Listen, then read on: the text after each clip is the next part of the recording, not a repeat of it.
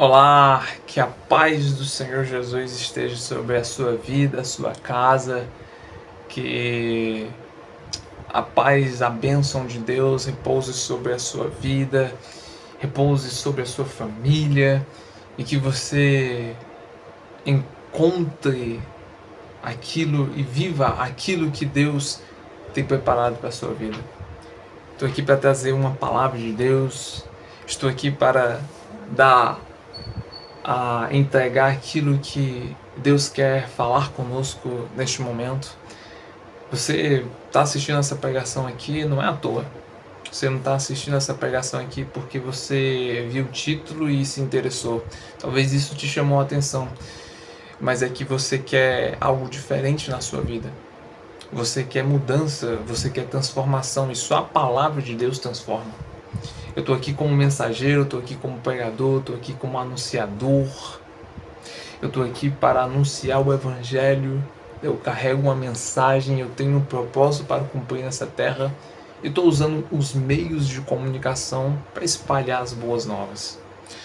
E fica comigo até o final nessa pregação, porque Deus vai falar conosco, amém?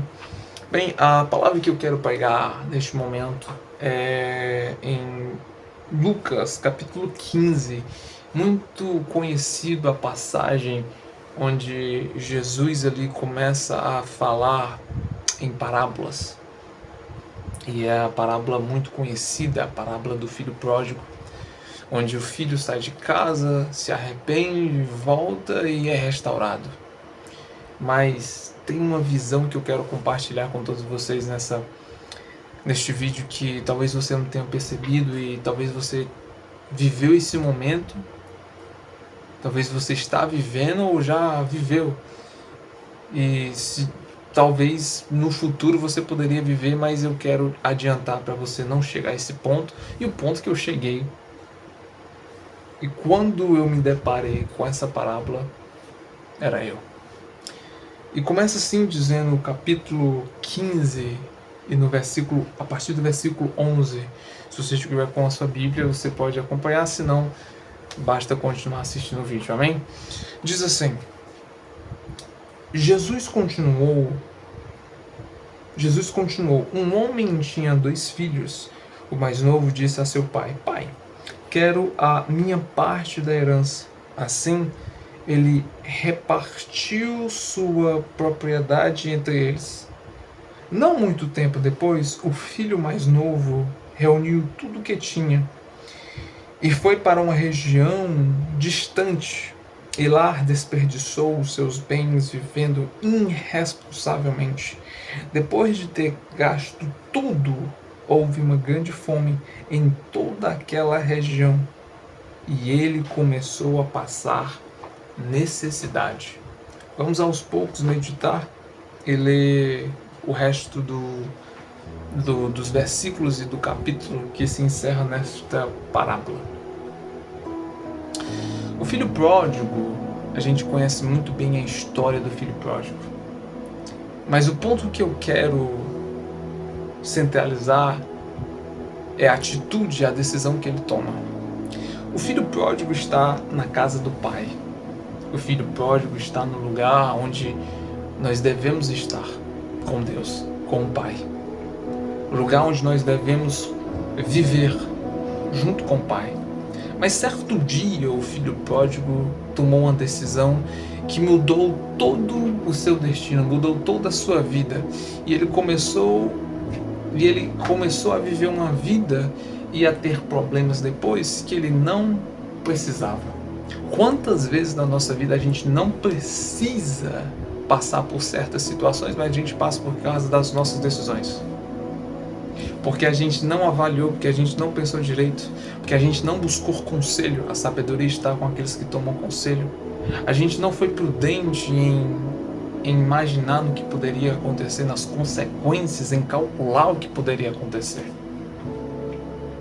E por causa disso, vem problemas que não era pra gente passar. E o filho pródigo está vivendo uma vida boa. Está com o pai, está com o irmão. Tem tudo, tem servos, tem comida, tem roupa, tem tudo que ele precisa e muito mais. Mas um dia o filho pródigo tomou uma decisão de pedir parte da herança. Todos nós sabemos que a herança, se o meu pai morrer, a herança é minha. Ou seja, por direito a herança já é minha, mas eu só tomo posse quando ele morrer. Mas o filho pródigo, ele foi pedir parte da herança enquanto o pai ainda estava vivo. A gente entende que esse pedido é um pedido de suicídio, porque a herança dada com as pressas no início, no princípio, não será abençoada depois. Está lá em Provérbios. Não será abençoada depois. A herança que se obtém às pressas no início e no final será amaldiçoada, não será abençoada. Então, a decisão que ele tomou condenou o seu próprio destino. E ele pede parte da herança como se o pai já estivesse morto. Ele pega por direito. O pai decide dá-lo. Só que o que me chama mais a atenção é que ele pede a herança não porque ele queria algo mais, mas porque ele já estava perdido. Ele se perdeu dentro da casa do pai. Quantas pessoas se perderam dentro da casa do pai? Quantas pessoas estavam indo bem, mas uma decisão mudou drasticamente? Começou a ser influenciado por pessoas, começou a ser influenciado por alguma distração, por algum entretenimento, que achou que aquilo era bom o suficiente para ele, para ela. Mas ele se perdeu dentro da casa do pai. Eu já me perdi dentro da casa do pai. Eu passei muito tempo na casa de Deus perdido. Talvez você já se perdeu dentro da casa do pai. Não foi lá no mundo, foi dentro. E o filho se perde dentro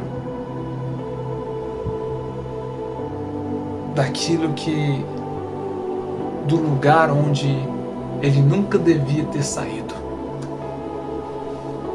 E ele pede parte da herança. Ele já tinha decidido sair, ele só precisava de um motivo. E o motivo foi usar a herança. E a herança impulsionou ele para pouco tempo depois ele partir. E partiu para uma terra distante. Ele partiu para longe do pai. Quanto tempo a gente vai ficar longe do pai? Sobreviver longe do pai? Quanto tempo? Chuta aí. Se você está hoje com Deus, imagina quanto tempo vai durar a sua vida longe dele. Quanto tempo vai durar a minha vida se eu sair hoje da presença de Deus? A Bíblia não relata, porque ela deixa deixa isso para nossa mente imaginar. Mas quanto tempo ele passou longe do pai, vivendo a vida que o seu coração mandava, as suas decisões mandavam, as suas vontades mandavam, e ele começou a gastar toda a herança, todo o dinheiro que o pai tinha, e ele recebeu como parte da herança, começou a esbanjar, começou a gastar, viver de forma, como está escrito aqui, irresponsavelmente. A sua irresponsabilidade tem um preço muito alto. A nossa irresponsabilidade tem um preço muito alto, pode nos custar muito caro. Imagine você que tem filho. A sua irresponsabilidade com seu filho pode custar muito caro depois. Você que tem empresa, imagina você administrar irresponsavelmente o preço que você vai pagar depois. A consequência de viver uma vida irresponsável. E foi assim que ele viveu. Jovem, tinha tudo pela frente, rico, todo mundo quer ser amigo. Chegou numa cidade talvez não tão muito conhecida, e chega alguém rico todo mundo quer ser amigo, começa a gastar, viver de uma forma como ele quis, como os desejos desejavam. E aí ele vinha o pensamento acionava o desejo e o desejo impulsionava ele a agir conforme o desejo, através do pensamento, da carne. E ele passa um tempo vivendo dessa forma e vem uma grande fome. Imagina, você rico, começa a gastar a sua riqueza, começa, não tem limite, é irresponsável. E quando acaba o dinheiro, quando o banco liga dizendo que não tem mais, quando você olha na conta e não tem mais, vem uma grande fome naquela região.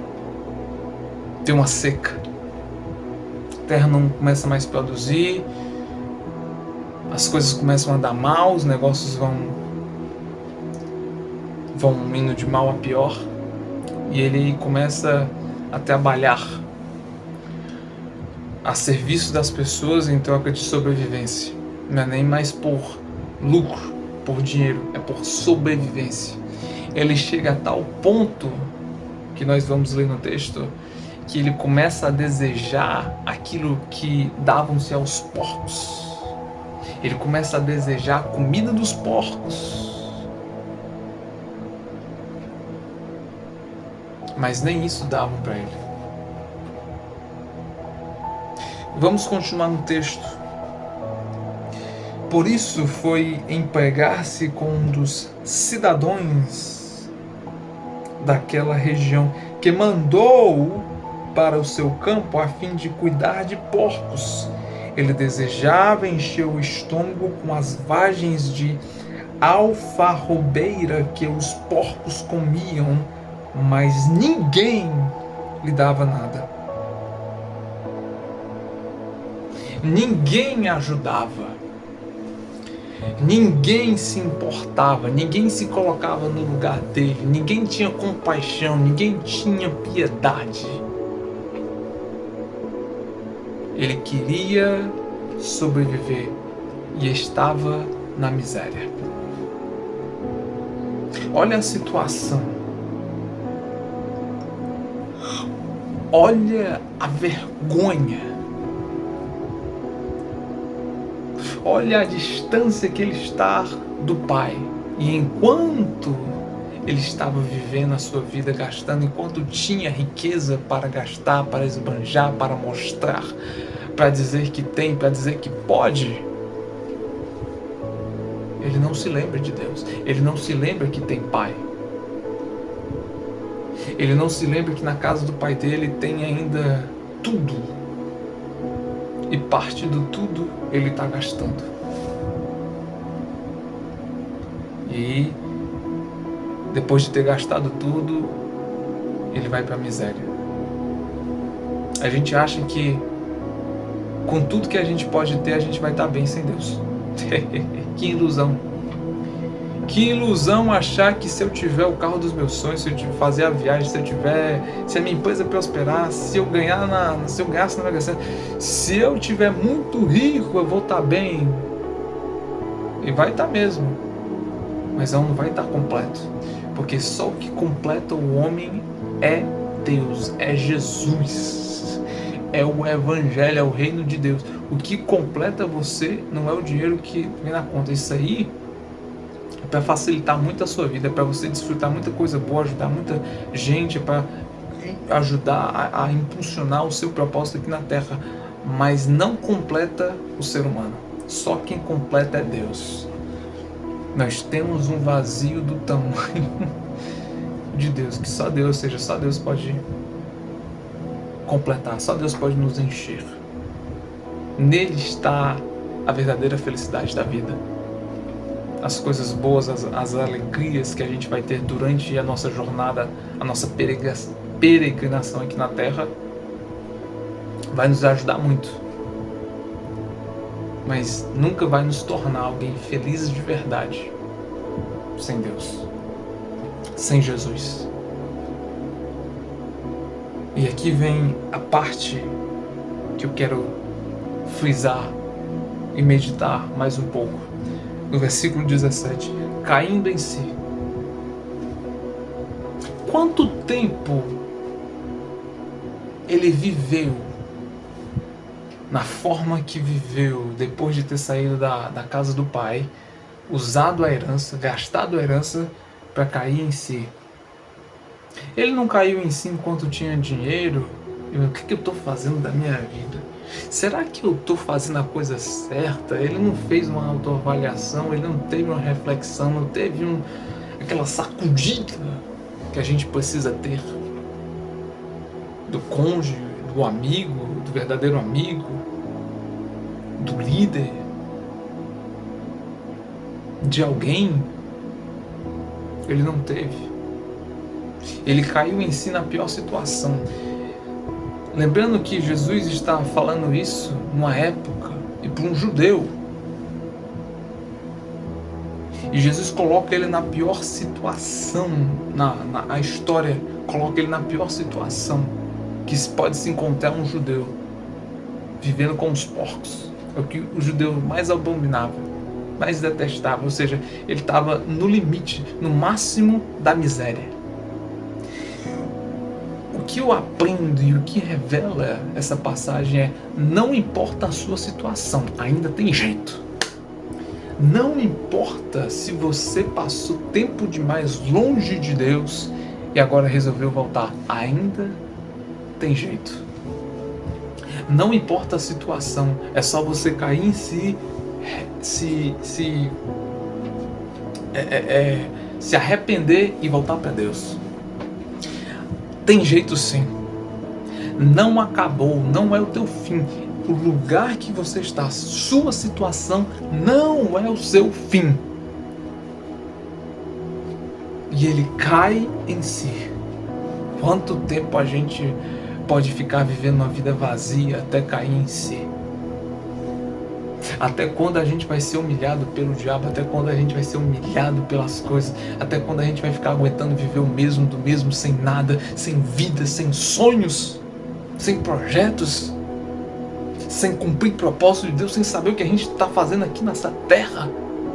Até cair em si. Quanto tempo a gente vai ficar esperando? Vai passar. Imagine quanto tempo as pessoas tiveram que esperar, 30 anos, 20 anos para poder cair em si.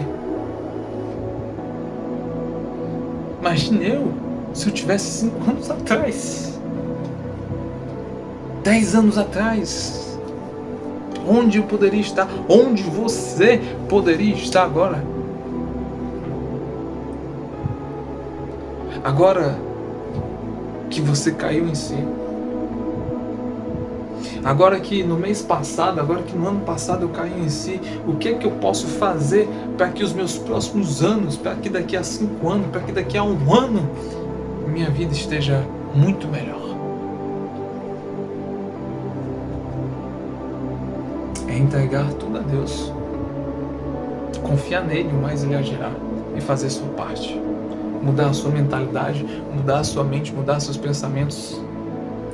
Usar as palavras para declarar vitória, abundância, mudança de vida e agir conforme as suas palavras. Ter ação, ou seja, usar a fé. Não tem como viver uma vida extraordinária sem fé. As pessoas que nem conhecem a Deus usam a fé. As pessoas que nem conhecem a Deus como a gente conhece, que busca, usam a fé para se dar bem. E se dão por quê? Porque não é só saber que tem, é usar. E a Bíblia diz que o justo viverá pela fé. E ele cai em si e diz: quantos empregados de meu pai têm comida de sobra e eu aqui, morrendo de fome? Eu me porei a caminho e voltarei para meu pai. E lhe direi: Pai, pequei contra o céu e contra ti. Não sou mais digno de ser chamado teu filho. Trata-me como um dos teus empregados.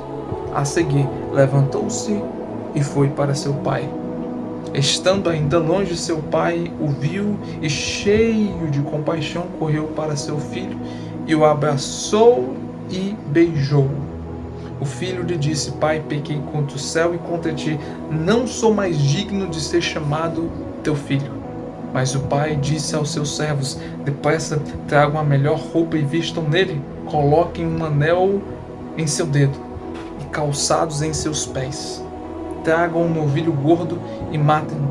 Vamos fazer uma festa e alegrar-nos, pois este meu filho estava morto e voltou à vida, estava perdido e foi achado. E começaram a festejar o seu regresso.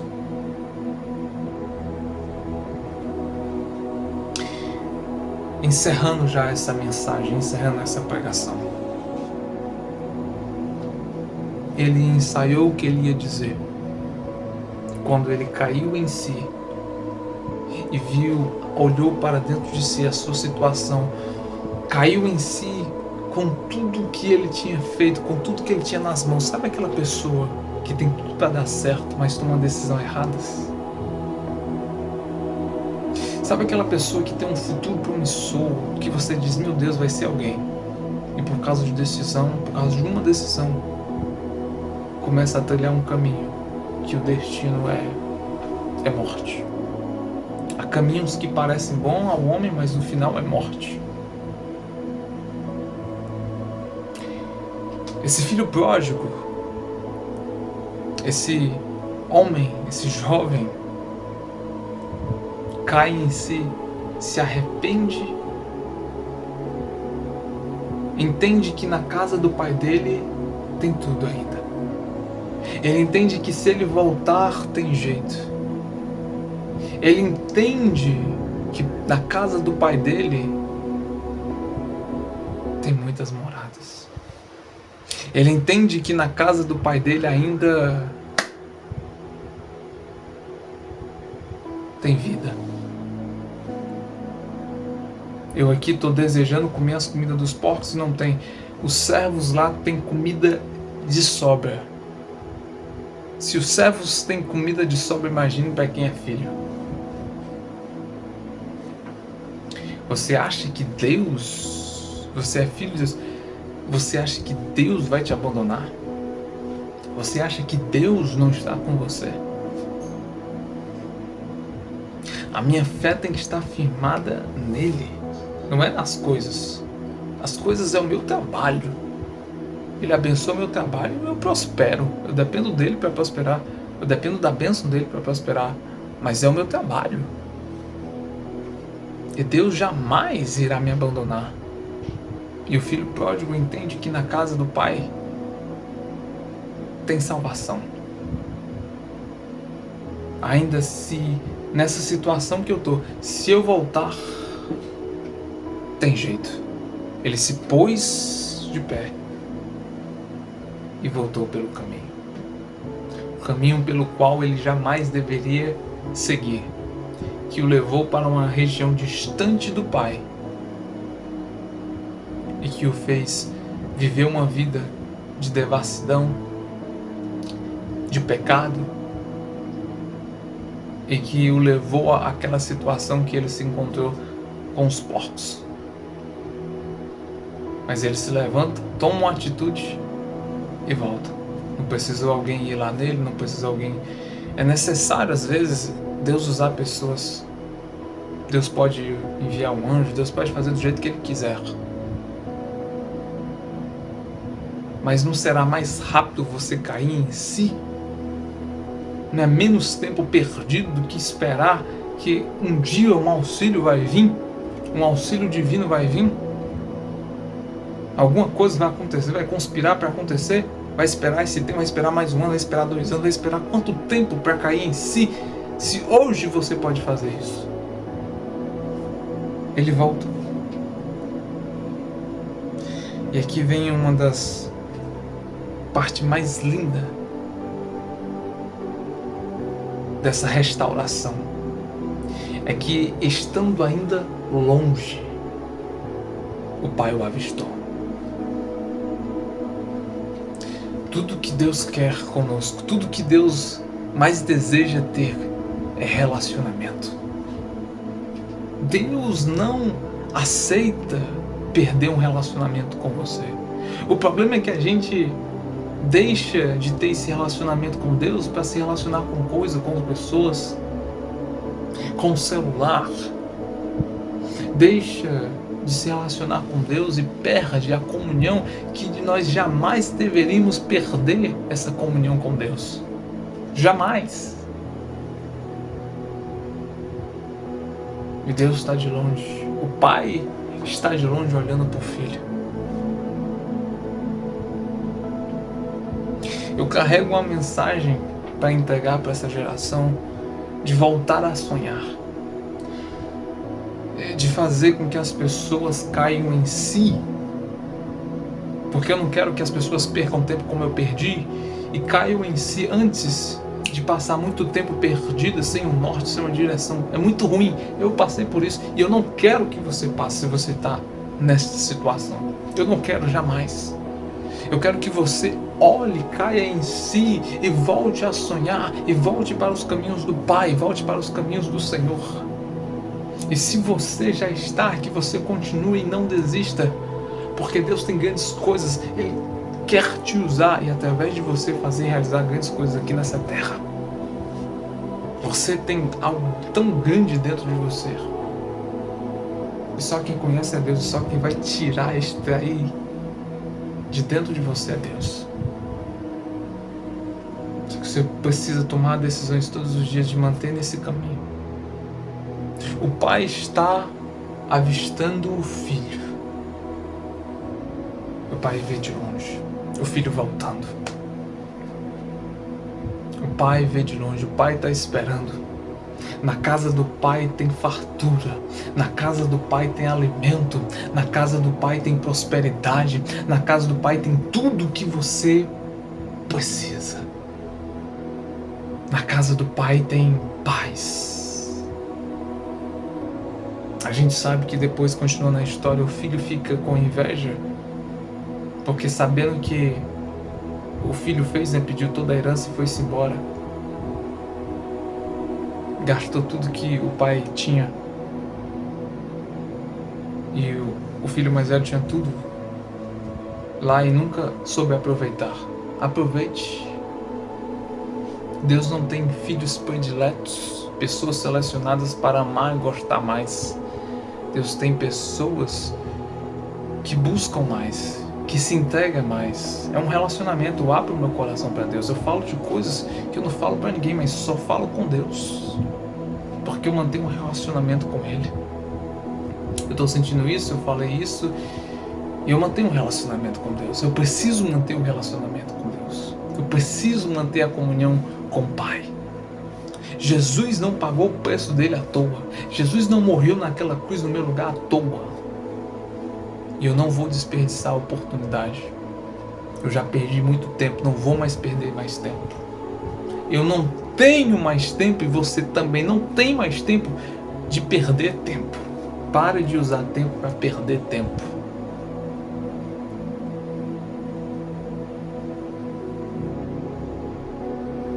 Ele correu até o filho, abraçou e o beijou.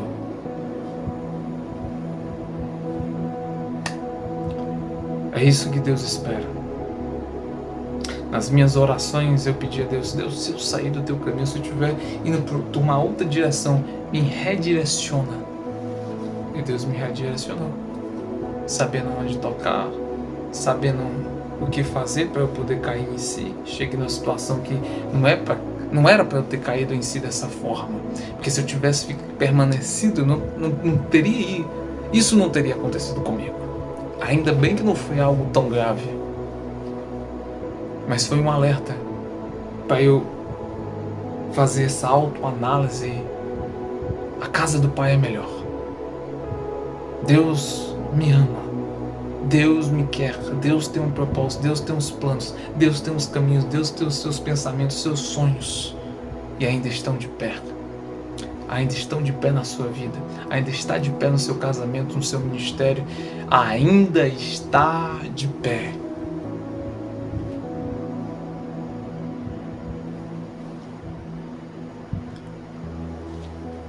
E o filho fala: pai, eu pequei contra o céu, pequei contra ti, não sou mais digno de ser chamado teu filho, me trata como um dos teus servos. Mas o pai, antes disso, antes da frase, antes de ele dizer o que ele precisava dizer, ou seja, as palavras de arrependimento, mostrem frutos, e esses frutos sejam de arrependimentos, ou seja, a sua ação tem que condizer com a sua palavra.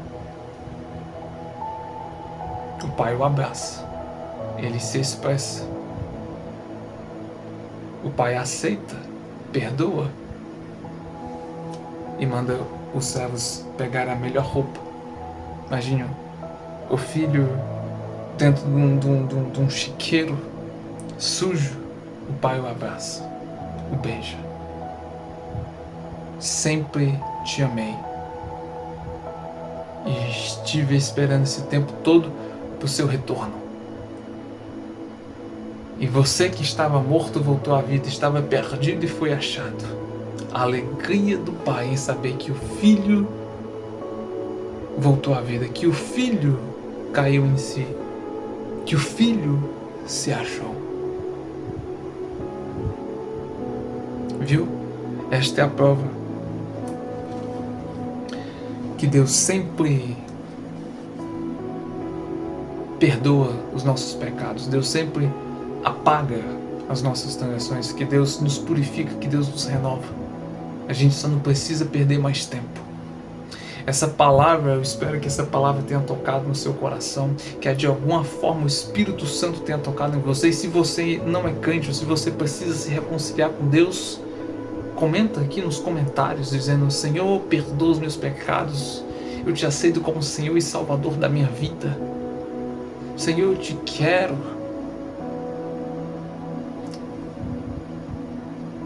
Você voltará ao lugar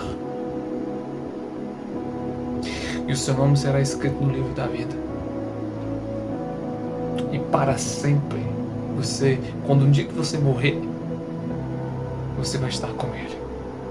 A certeza, a minha convicção é essa.